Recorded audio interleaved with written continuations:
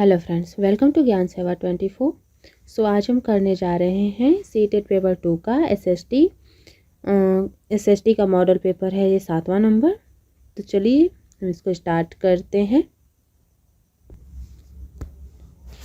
First question है, महाजनपदों के राजाओं यानी शासकों ने नियमित रूप से कर वसूले।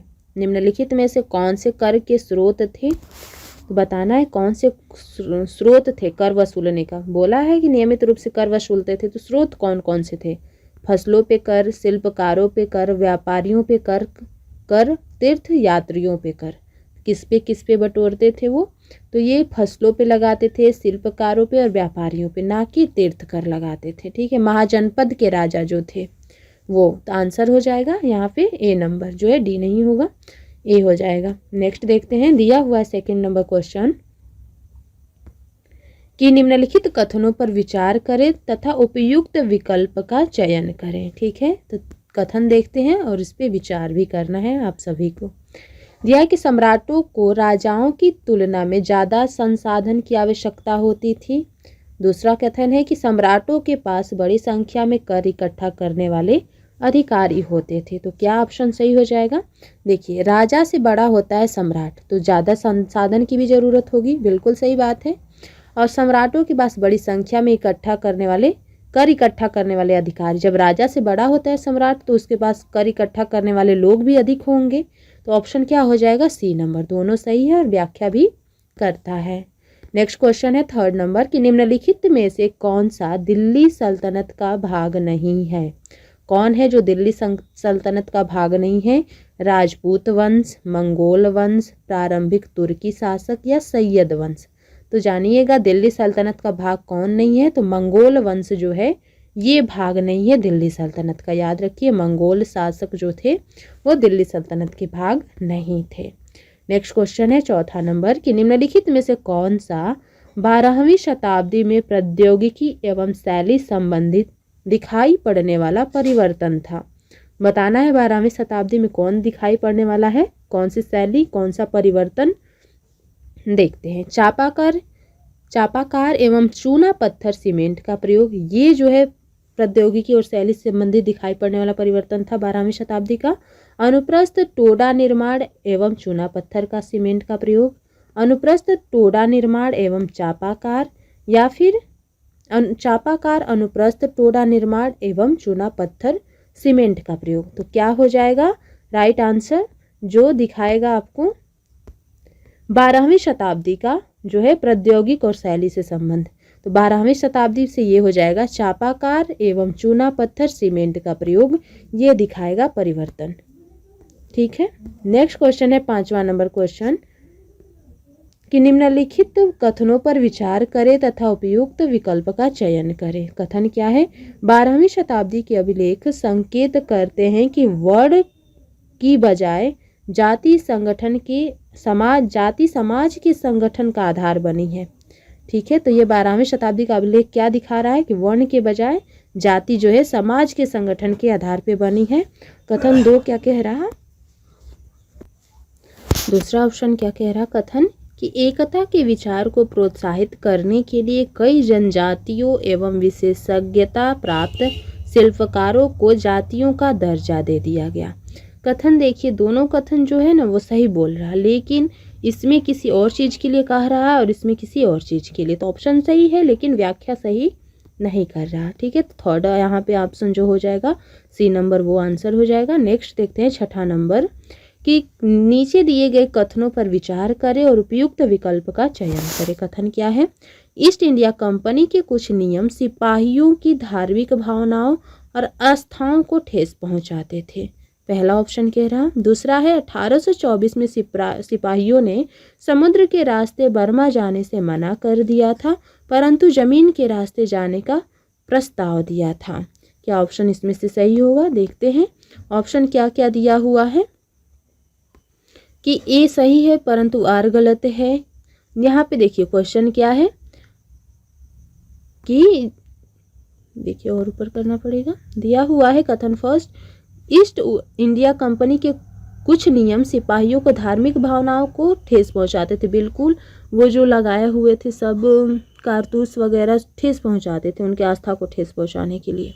और 1824 में समुद्र के रास्ते बर्मा जाने से मना कर दिया। इन लोगों को हिंदू धर्म में इन लोगों को जो पुराणों वगैरह में लिखा गया था उसके अकॉर्डिंग इनका धार्मिक ठेस पहुंचता था और ये इन लोगों ने मना कर दिया था, परंतु जमीन के रास्ते जाने का प्रस्ताव दिया था। ये एग्जाम्पल हो जाता है और इसका पहले का एग्जाम्पल हो जाता है दूसरा। तो यहाँ आंसर जो दिया है 4th नंबर हो जाएगा कि ए और दोनों सही है और दूसरा जो है पहले का उदाहरण है। ठीक है, नेक्स्ट देखते हैं 8 नंबर क्वेश्चन है कि ब्रिटिश शासन की आदिवासी मामलों पर भूमिका के संदर्भ में कथनों पर विचार करें और सही विकल्प चुने। ब्रिटिश शासन की आदिवासी मामलों पर बताना है।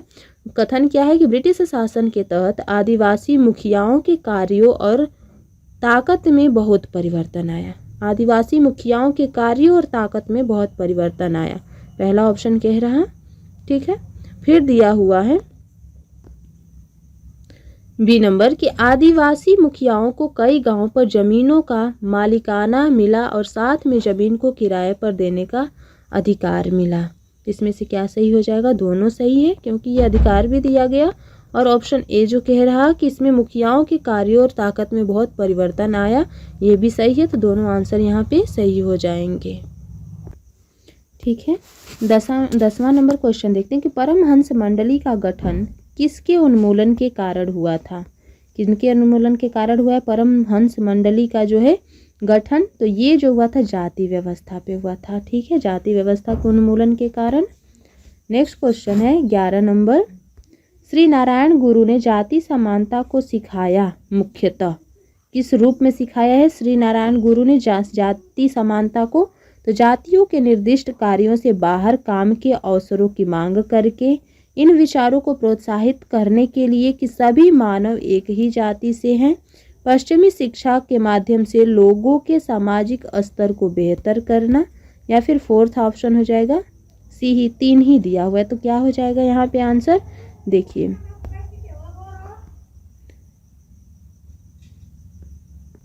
यहाँ पे क्या सिखाया जाति समानता में, तो आंसर कौन सा सही होगा? बी नंबर की इस विचार को प्रोत्साहित करने के लिए कि सभी मानव एक ही जाति से है, ये समानता को, जाति समानता को सिखाया।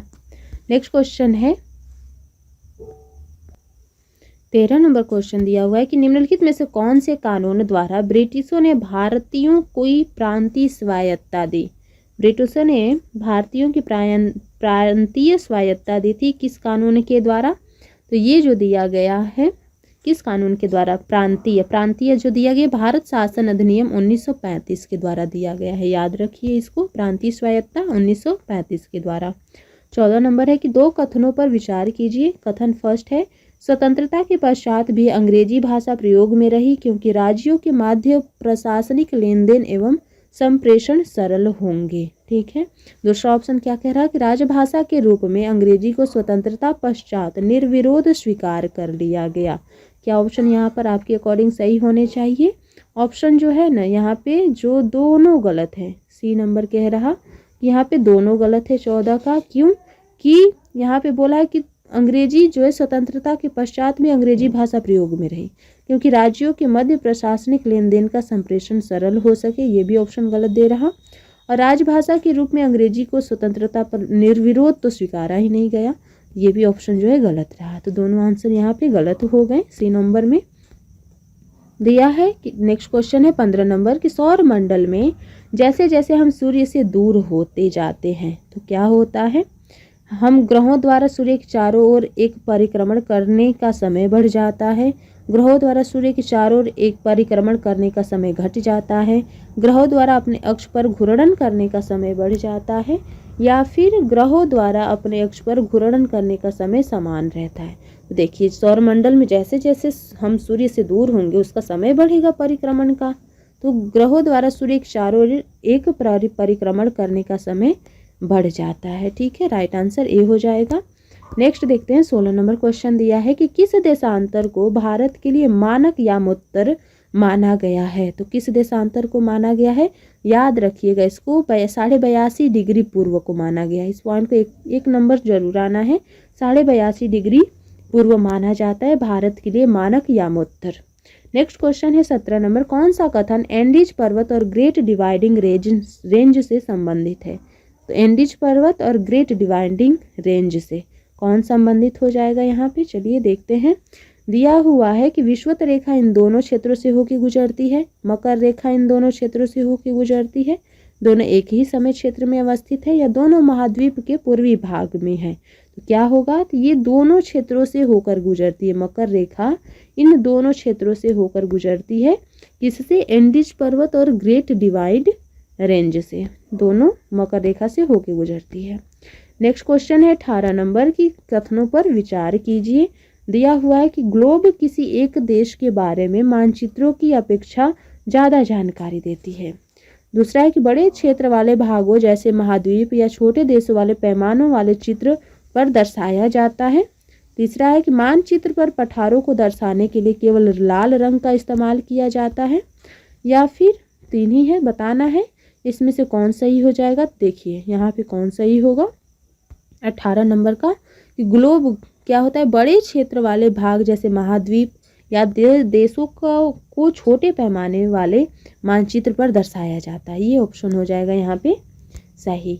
नेक्स्ट क्वेश्चन है 19 नंबर की, जैव मंडल में सभी जीवित जंतु क्या होते हैं? सभी जीवित जंतु एक दूसरे से परस्पर संबंधित हैं पर निर्भर नहीं, एक दूसरे पे परस्पर निर्भर हैं संबंधित नहीं, न तो एक दूसरे पर परस्पर संबंधित है ना ही निर्भर है, या एक दूसरे से परस्पर संबंधित है और निर्भर भी। तो क्या हो जाएगा यहाँ पे आंसर? यहाँ पे आंसर हो जाएगा कि दूसरे से संबंधित भी हैं और निर्भर भी हैं। जैव मंडल और सभी जीव जंतु परस्पर संबंधित हैं और निर्भर भी हैं। नेक्स्ट क्वेश्चन देखते हैं 20 नंबर दिया है कि भारतीय उपमहाद्वीप में जिन पशुओं का उपचार डिक्लोफिनैक, एक पीड़ानाशी दवाई है ये, डिक्लोफिनैक से किया जाता है, उनके अपमार्जन उपरांत गिद्ध गुर्दे की विकल्पता से मर जाते हैं। उनके बचाने के लिए कौन से कदम प्रासंगिक हैं गिद्धों को बचाने के लिए? तो डिक्लोफिनैक के उत्पादन पर प्रतिबंध लगाना, पशुओं के लिए डिक्लोफिनैक के उपयोग पर प्रतिबंध लगाना, गिद्धों के दूसरे महाद्वीपों की ओर प्रवासन को बढ़ावा देना, गिद्धों की खान पान की आदतों को बदलने का प्रयास करना, या आरक्षित स्थानों पर गिद्धों के प्रजनन का प्रयास करना। तो क्या आंसर यहाँ पे सही हो सकता है? देखिए बी ऑप्शन तो एकदम करेक्ट है, आरक्षित स्थानों पर गिद्धों के प्रजनन का प्रयास करना, और यहाँ पे पशुओं के लिए डिक्लोफिनैक के उपयोग पर प्रतिबंध लगाना। बी और ई जो है यहाँ पे सही हो जाएगा। ठीक है, 21 नंबर देखते हैं। निम्नलिखित कथनों पर विचार कीजिए। कथन क्या है कि सौर ऊर्जा को एक महत्वपूर्ण नवीकरणीय संसाधन माना जाता है, सौर ऊर्जा को। और दूसरा क्या दिया हुआ है कि अति प्रयोग और प्रदूषण किसी भी नवीकरणीय संसाधन को प्रभावित नहीं करता। क्या ये ऑप्शन बी वाला सही लग रहा है? बताइएगा सभी। क्या हो जाएगा? ए तो सही है परंतु बी गलत है। अति प्रयोग करने पर हानिकारक तो जरूर ही होगा, प्रभावित भी करेगा, तो ये ऑप्शन हो जाएगा गलत। सौर ऊर्जा को एक महत्वपूर्ण नवीकरणीय संसाधन माना जाता है, ये हो जाएगा सही। ठीक है, नेक्स्ट देखते हैं 22 नंबर क्वेश्चन। गल्फ स्ट्रीम उदाहरण है, किसका उदाहरण है? ठंडी जलधारा या गर्म जलधारा? दो ही ऑप्शन में चूज करना है। तो गल्फ स्ट्रीम उदाहरण होता है गर्म जलधारा का। नेक्स्ट क्वेश्चन है 23 नंबर की, पवनों के संदर्भ में निम्न कथनों पर विचार कीजिए। ठीक है, विषुवतीय निम्न वायु दाब पेटी को डोलड्रम कहा जाता है। अश्व उच्चांश उच्च दाब वाले क्षेत्र हैं। इनमें से दो ही में से बताना है कौन सा ऑप्शन सही होगा। तो देखिए यहाँ पे दोनों सही है। निम्न वायु दाब पेटी को क्या कहा जाएगा? डोलड्रम। और उच्च अक्षांश वाला जो है उच्च दाब वाले क्षेत्र है, अश्व अक्षांश वाले उच्च दाब वाले क्षेत्र हैं। ऑप्शन हो जाएगा सी, यहाँ पे दोनों जो है करेक्ट है। 24 नंबर क्वेश्चन है, ऋतु प्रवास हेतु लोग अक्सर रहते हैं। कहाँ रहते हैं ऋतु प्रवास हेतु लोग अक्सर? तो इसका आंसर क्या हो जाएगा बताइएगा? इसका हो जाएगा अस्थायी बस्तियों में। ऋतु प्रवास यानी ऋतु के अकॉर्डिंग, तो उनकी जो बस्तियां होगी अस्थायी होंगी, ताकि जैसा जैसा ऋतु परिवर्तन होगा वैसे वैसे अपना स्थान परिवर्तित करते रहते हैं। नेक्स्ट है, अगर किसी सेल में तांबा मौजूद है तो उस सेल का रंग क्या होगा? तांबा मौजूद है किसी सेल में तो रंग क्या होगा? नीला होगा। ठीक है, नेक्स्ट क्वेश्चन है 26 नंबर कि संभाव्य संसाधन का निकट भविष्य में इस्तेमाल हो सके इसके लिए कौन सा कदम उठाया जाना चाहिए। संभाव्य साधन का निकट भविष्य में इस्तेमाल हो सके उसके लिए कौन सा कदम उठाना चाहिए बताना है आप सभी को। ठीक है, तो यहाँ पे देखिए संसाधन से जुड़ी हुई प्रौद्योगिकी के स्तर को बढ़ाकर उन संसाधन के इस्तेमाल को लेकर नीति बनाकर समाज में जागरूकता फैलाकर या प्राकृतिक संसाधनों के क्षरण को कम करके, तो क्या होगा, स्तर को बढ़ा के संसाधन से जुड़ी हुई प्रौद्योगिकी के स्तर को बढ़ा करके क्या किया जाता है, संभाव्य संसाधन का निकट भविष्य में इस्तेमाल हो सकता है। ठीक है, नेक्स्ट क्वेश्चन देखते हैं 27 नंबर दिया हुआ है। नंबर क्वेश्चन है कि भारतीय राष्ट्रगान मूल रूप से बंगाली में रचा, किसने बंगाली भाषा में रचा है राष्ट्रगान को, तो इसका राइट आंसर हो जाएंगे रविंद्रनाथ टैगोर। आमार सोनार बांग्ला करके वहाँ का राष्ट्रीय जो था गान था बंगाल का, तो यहाँ जनगण मनगढ़ और दोनों इन्हीं के द्वारा रचा गया है। नेक्स्ट क्वेश्चन है 29 नंबर की निम्नलिखित में से क्या विविधता नहीं बल्कि भेदभाव का एक उदाहरण है। तो भेदभाव का उदाहरण इनमें से क्या किस में दिख रहा है बताइएगा। एक अपार्टमेंट में कुछ परिवार होली मनाते हैं जबकि कुछ लोग क्रिसमस, ये तो विभिन्नता हो गया। एक स्कूल में कुछ बच्चे कुर्सियों पर बैठते हैं कुछ को जमीन पर, ये हो गया भेदभाव। यहाँ पे आंसर हो जाएगा ये वाला बी ऑप्शन हो जाएगा यहाँ का करेक्ट आंसर।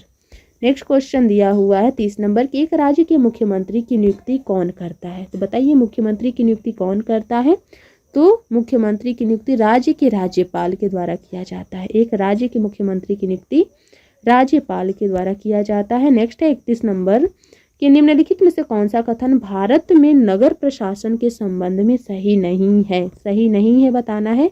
भारत में नगर प्रशासन के संबंध में नगर निगम स्कूल शहरों में स्कूल एवं अस्पतालों का प्रबंधन करते हैं, ये तो ऑप्शन सही है। पूछा है कि नहीं है। बड़े शहरों में नगर परिषद होता है, ये ऑप्शन गलत है, परिषद नहीं होता है।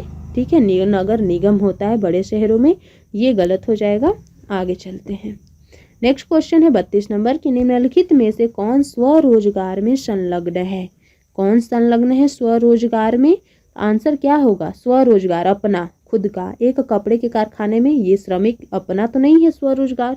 एक सौंदर्य प्रशासन ब्रांड की विक्रेता, ये भी नहीं है अपना। एक रिक्शे चलाना, ये स्वरोजगार है, एक रिक्शे चलाने वाला। ठीक है, आंसर हो जाएगा 33 नंबर क्वेश्चन देखिए। राजीव के पास 15 एकड़ उपजाऊ भूमि है, उसे 1 लाख रुपए का ऋण बीज खरीदने के लिए सरकार बैंक से मिला है, तो वह संभवतः किस परिवार से है बताना है। दुकानदार, छोटे किसान, खेत मजदूर या बड़े किसान, किससे बिलोंग करता है, बड़े किसान है। अगर उसके पास 15 एकड़ उपजाऊ जमीन है तो वो बड़े किसान में आएगा।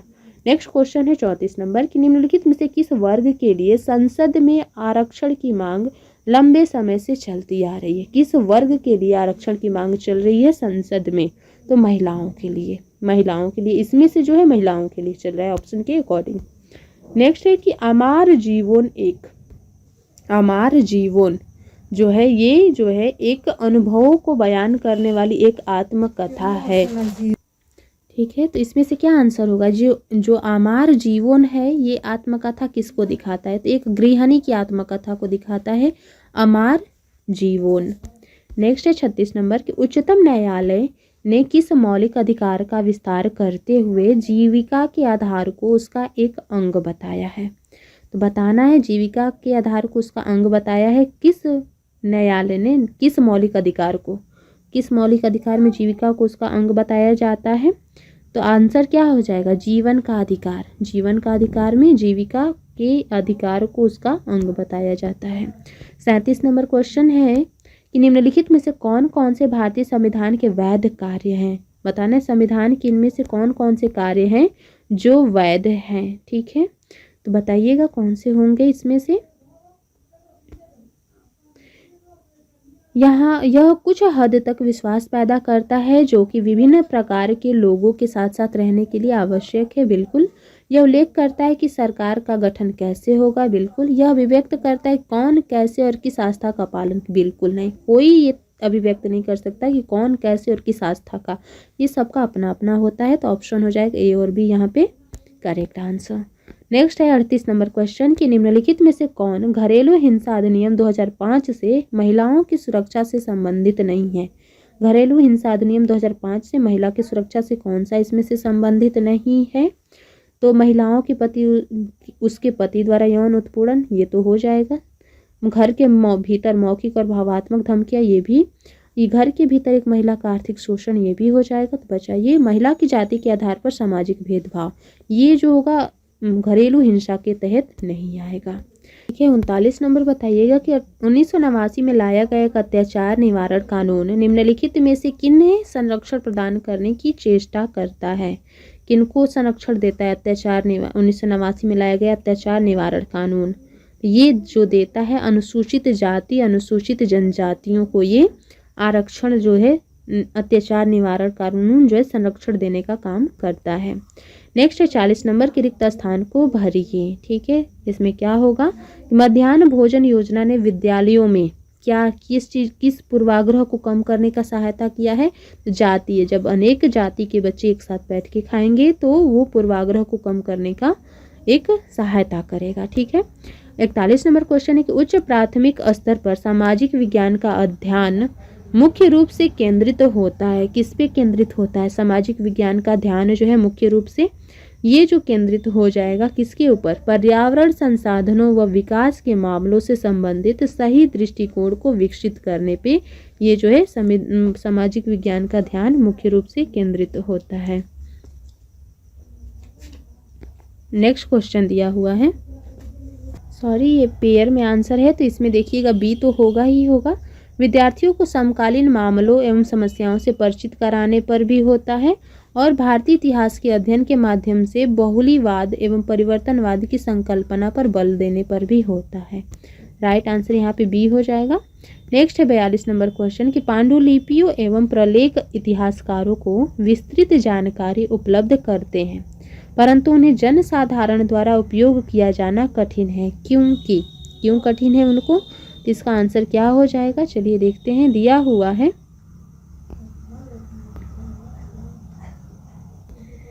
पांडुलिपियों का कूटानुवाद करना कठिन है। पांडुलिपियों को कूटानुवाद करना हमेशा एक सरल कार्य है। पांडुलिपियों की मौलिकता की परख करना चुनौतीपूर्ण है और पांडुलिपियों को ढूंढना सरल है तथा जनसाधारण को जनसाधारण को आकर्षित नहीं करती। तो आंसर सिर्फ क्या हो जाएगा यहाँ पे सही? ए और सी। ये पांडुलिपियों की मौलिकता का परख करना चुनौतीपूर्ण है और कूटानुवाद करना कठिन है। ठीक है, नेक्स्ट क्वेश्चन है 43 नंबर कि सीखने से संबंधित अक्षमता जिसको लर्निंग डिसेबिलिटीज वाले विद्यार्थी श्रेष्ठ रूप से दूसरे विद्यार्थियों के साथ कक्षा में सीख सकते हैं। किस तरीके से सीख सकते हैं? तो वो बच्चे जो सीखेंगे समावेशी से सीखेंगे। ठीक है, जो लर्निंग डिसेबिलिटीज वाले बच्चे होंगे वो श्रेष्ठ रूप से दूसरे विद्यार्थियों के साथ समावेशी कक्षा में सीख सकते हैं। 44 नंबर क्वेश्चन है कि निम्नलिखित कथन मानसिक उद्वेलन ब्रेन स्टॉर्मिंग से संबंधित है। बताना इनमें से कौन ब्रेन स्टॉर्मिंग से संबंधित है? तो ब्रेन स्टॉर्मिंग विद्यार्थियों के किसी विषय पर विचारों को विस्तृत करने में मदद होती है। कथन बी कह रहा है कि ऐसे छात्र जो ब्रेन स्टॉर्मिंग का अभ्यास करते हैं ज़्यादा विश्लेषणात्मक हो जाते हैं। ठीक है, तो यहाँ पे आंसर क्या होना चाहिए? दोनों में आंसर यहाँ पे हो जाएगा केवल ए जो है वो सत्य है कि ब्रेन स्टॉर्मिंग विद्यार्थियों के किसी विषय पर विचार को विस्तृत करने में मददगार होती है। नेक्स्ट क्वेश्चन दिया हुआ है कि 45 नंबर के एक अध्यापिका विद्यार्थियों को छोटे छोटे समूहों में बांटकर हर समूह को अलग अलग काम देता है। ठीक है, एक अध्यापक जो है विद्यार्थियों को छोटे छोटे समूह में बांट के समूह को अलग काम देता है। जब तक विद्यार्थी अपने समूह में काम कर रहे हैं अध्यापक को क्या करना चाहिए? समय का सदुपयोग करते हुए सैमपट को साफ कर लेना चाहिए। अगले शिक्षण बिंदु को पढ़ाने की तैयारी करनी चाहिए। समय का सदुपयोग करते हुए प्रश्न पत्र तैयार कर लेना चाहिए। एक दूसरे से समूह जाकर विद्यार्थियों की समस्याओं का निवारण करना चाहिए और उनकी प्रगति को जांचना चाहिए। तो आंसर तो यही सही होगा, डी ऑप्शन। ठीक है, नेक्स्ट देखते हैं।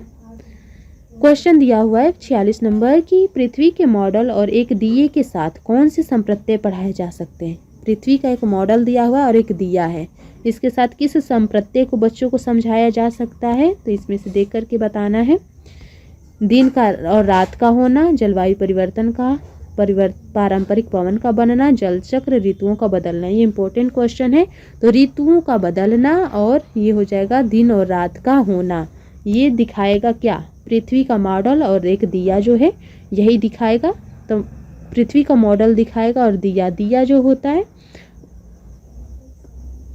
दिया का मतलब हो जाएगा सूर्य, और पृथ्वी जो है जब चक्कर लगाएगा तब ऋतुएं भी बदलती हैं और दिन और रात का होना होता है। इस वजह से ऑप्शन हो जाएगा यहाँ पे सी। नेक्स्ट देखते हैं 47 नंबर दिया है कि प्रारंभिक कक्षा में विद्यार्थी में अक्ष और गतियों को प्रभावी रूप से समझने के लिए शिक्षक को चाहिए। क्या चाहिए शिक्षक को? तो इसका आंसर देखिए हो जाएगा क्या? छात्रों को पृथ्वी का चित्र बनाकर उसके बीच में एक रेखा खींचकर अक्ष को दर्शाने को कहना, ग्लोब का प्रयोग करके दिखाना और चर्चा करना। डी ऑप्शन है कि सी है कि एक बॉल के बीच एक बड़ी सुई से छेद करके इसकी सादृश्यता पर चर्चा करना, या मानचित्र का प्रयोग करते हुए दोनों संपत्तियों पर चर्चा करना। क्या आंसर होगा इसका, इस क्वेश्चन का? तो आंसर बताइएगा कौन सा हो सकता है। ये आंसर हो जाएगा यहाँ पे देखिए, ग्लोब का प्रयोग करके दिखाना और चर्चा करना, और एक बॉल के बीच में बड़ी सुई से छेद करके इसकी सादृश्यता पर चर्चा करना। ये आंसर हो जाएगा इसका right answer B option. Next question है 49 नंबर क्वेश्चन है कि ई रिक्शा का प्रयोग संधारणीय विकास की ओर एक कदम के रूप में समझा जा सकता है। तो ई रिक्शा का प्रयोग जो संधारणीय विकास की ओर एक कदम के रूप में समझा जा सकता है। कैसे? साइकिल की तुलना में यह पर्यावरण संबंधी प्रदूषण में कम योगदान देता है, या यह ऊर्जा के अनवीकरणीय स्रोतों का उपयोग करता है, यह स्वच्छ ऊर्जा का उपयोग करता है, या यह रिक्शा चालकों को शारीरिक श्रम का उपयोग करता है। तो क्या आंसर होगा यहाँ पे? यहाँ का आंसर हो जाएगा सी नंबर की ये जो है स्वच्छ ऊर्जा का उपयोग करता है। नेक्स्ट क्वेश्चन है 50 नंबर की निम्नलिखित कथनों पर विचार कीजिए और उपयुक्त विकल्प चुनिए। कथन क्या कह रहा है कि विशेषण एवं क्रियाएं जो पात्रों, सामाजिक समूहों एवं घटनाओं का वर्णन करने के लिए प्रयोग की जाती है, ये विचारधारा के पूर्वानुमानों को प्रकट करते हैं। क्या ऑप्शन ये सही होगा? कथन दूसरा देखिए, कथन क्या कह रहा कि एक कक्षा में एक महत्वपूर्ण है कि ऐतिहासिक हस्ती को एक आदर्श के रूप में प्रस्तुत किया जाए, क्योंकि बच्चों की आवश्यकता होती है कि किसी की ओर देखना और उनका अनुकरण करना। तो ऑप्शन क्या सही होगा यहाँ पे? देखिए पहला तो सही है, किंतु जो दूसरा ऑप्शन है कथन है वो गलत है। पहला क्या कह रहा कि विशेषण और क्रियाएं जो पात्रों, सामाजिक समूह और घटनाओं का वर्णन करने के लिए प्रयोग की जाती है, वे विचारधारा के पूर्वानुमानों को प्रकट करते हैं। बिल्कुल ये जो दिया है कि अनुकरण, किसी बच्चों की आवश्यकता होती है कि किसी की ओर देखने और उनका अनुकरण करने की, ऑप्शन ये आदर्श रूप प्रस्तुत नहीं करेगा। नेक्स्ट क्वेश्चन देखते हैं 51 नंबर दिया है कि विविधता में एकता के विचार की परिचर्चा के दौरान एक शिक्षक उन गीतों एवं कला के स्वरूपों को विद्यार्थियों के समक्ष प्रस्तुत करता है जो स्वतंत्रता संग्राम के समय देश के विभिन्न भागों में उभरे थे। शिक्षक कक्षा में निम्नलिखित विविधता के स्वरूप लाता है। कहाँ से लाता है? ठीक है, तो इसका क्या होगा? क्षेत्रीय विविधता हो जाएगा। जितनी भी बात कहा है वो शिक्षक कक्षा में विविधता के रूप में लाता है। कहाँ से? तो क्षेत्रीय विविधता से। नेक्स्ट क्वेश्चन है 52 नंबर कि पृथ्वी के घूर्णन एवं परिक्रमण पर अधिगमकर्ताओं की गलत अवधारणाएं कौन सी होगा? पृथ्वी के घूर्णन और परिक्रमण पर अधिगमकर्ता का गलत अवधारणा पाठ्यक्रम को पूरा करने में बाधक, प्रश्नों एवं सूचना की अधिकता से बढ़ती है, शिक्षण अधिगम प्रक्रिया को सुदृढ़ करने के अवसर प्रदान करती है, या प्रमाणित करती है कि अमूर्त भौगोलिक संकल्पनाएं वयस्क होने पर ही विकसित होती है। यहाँ पे जो आंसर होगा ये सी नंबर सही हो जाएगा कि शिक्षण अधिगम प्रक्रिया को सुदृढ़ करने के अवसर प्रदान करती है। ठीक है, नेक्स्ट देखते हैं 53 नंबर क्वेश्चन है कि एक ऐतिहासिक घटना के अगर दो प्राथमिक स्रोत हैं तो जो कई पहलुओं में भिन्न है तो क्या सही है और क्या गलत है, यह पहचान करने के लिए क्या पूछा जा सकता है?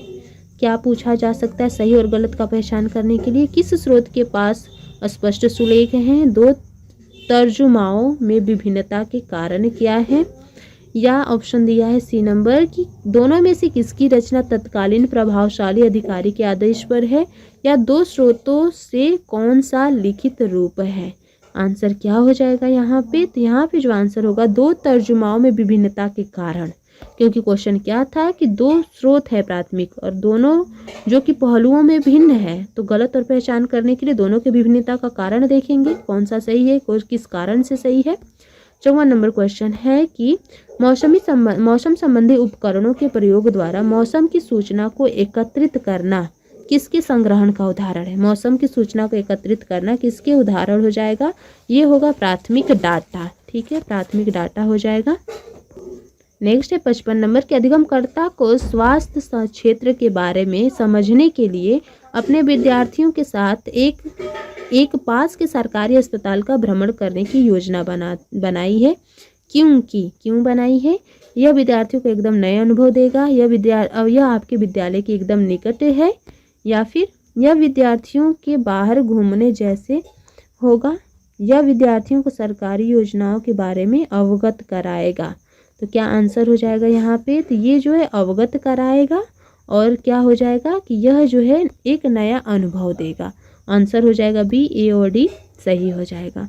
56 नंबर क्वेश्चन कह रहा कि सामाजिक विज्ञान के अधिगम का आकलन क्या होता है। सामाजिक विज्ञान के अधिगम का आकलन उपयोगी नहीं है, क्योंकि अधिगमकर्ता विविध पृष्ठभूमि से होते हैं। यह एक समय अवधि में अधिगमकर्ता में प्रगति का पता लगाने में सहायक है, सामाजिक कौशल में कमजोरों का पता लगाने में सहायक है, या शैक्षिक सेक्टर में प्रगति का पता करने में सहायक है। ये जो है आंसर सबसे बढ़िया यही है कि ये एक समय अवधि में अधिगमकर्ता में प्रगति का पता लगाने में सहायक है। नेक्स्ट क्वेश्चन है 57 नंबर की एक अध्यापिका छात्रों के सीखने और उनके विकास के बदलते स्वरूप को जानना चाहती है। इसके लिए किस तरह की आकलन करना उचित रहेगा, तो ये जो होगा पोर्टफोलियो आकलन में उसके बदलते स्वरूप को बिल्कुल वो सही स्पष्ट तरीके से जान सकती है। 58 नंबर क्वेश्चन है शिक्षण की किस अवस्था में अध्यापक शिक्षण के उद्देश्यों की पूर्ति की जानकारी के लिए उपयुक्त मूल्यांकन विधि के चयन संबंधी निर्णय लेगा।